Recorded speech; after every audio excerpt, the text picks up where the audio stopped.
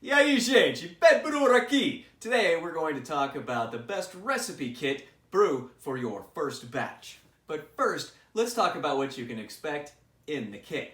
There's malt extract, hops, yeast, priming sugar, bottle caps, instructions, and depending on the recipe, you may have orange peel or some other seasoning. You could have steeping grains, and if you have steeping grains, you'll probably have a grain sock as well. Now, there are a few schools of thought about what kind of kit you should start out with.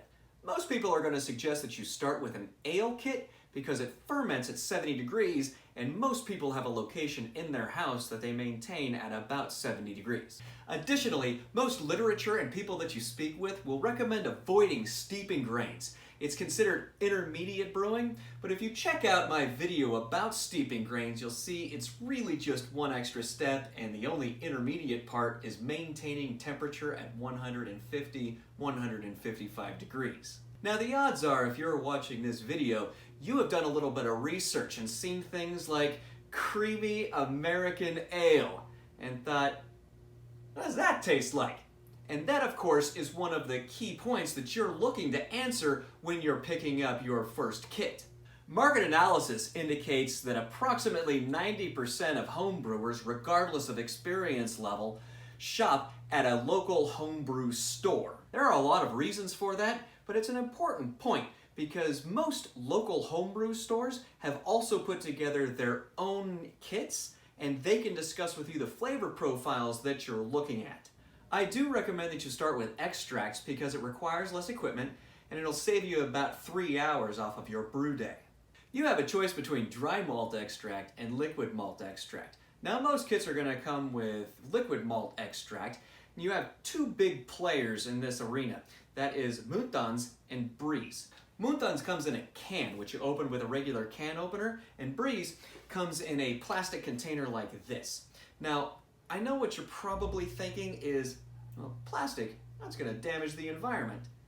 Yeah, kinda, only this is reusable, and most local homebrew stores also sell their liquid malt extract in bulk. So you can actually get it refilled a little bit less expensive than purchasing it brand new in the container.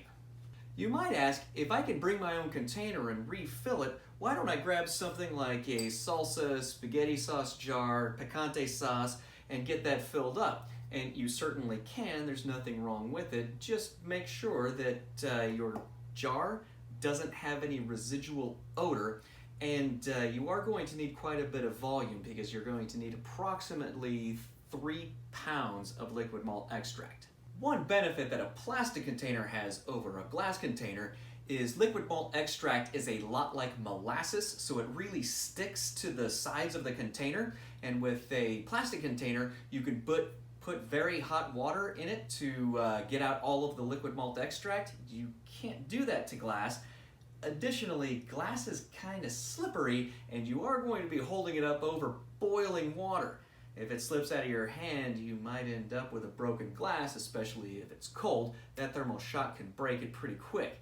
And shards of broken glass is not among the listed ingredients on the German purity laws, and it might get you in trouble with the Food and Drug Administration.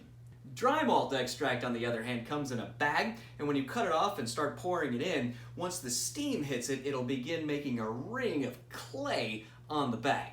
On the subject of buying in bulk, your local homebrew store will also sell bulk 5-pound packages of corn sugar for priming. I bring that up because while you can substitute corn sugar for regular table sugar in pretty much any recipe, you cannot substitute table sugar for corn sugar in your bottling. Very, very bad idea. You will definitely notice. The yeast package that comes with most kits is going to be a dehydrated yeast, and the reason is that a dehydrated yeast has a longer shelf life than a liquid yeast. If your kit comes with steeping grains, the grain sock that will come with it is going to be made out of cotton, and those aren't reusable. But you do have an option of buying a nylon grain bag, and those are reusable. The odds are, when you picked up your equipment, you received a booklet kind of like this, which has the instructions and directions for home brewing.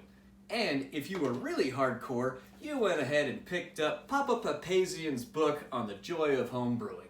The reason I bring all of this up is because when you purchase a kit with all of the ingredients, you're getting the instructions, the yeast, the grain stock, things that you may want to purchase to use long term or you already own. It is for those reasons that I recommend, instead of purchasing a kit, that you go online and look for a clone of a beer that you like, whether that's Budweiser, Michelob, Coors Light, Lowenbrau, Bass, Harp, Guinness, or Butterfly Farts. Those guys at the local homebrew store are incredibly friendly and will generally talk to you about your recipe.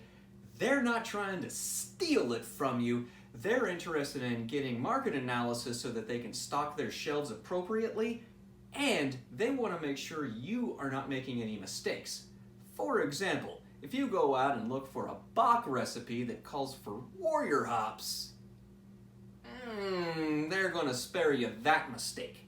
There's nothing wrong with going with a kit, but you do want to talk to the people that put it together. So I definitely recommend that you speak to the people at the homebrew store that have designed those kits or have brewed them so that they can discuss with you whether or not you're going to enjoy that beer.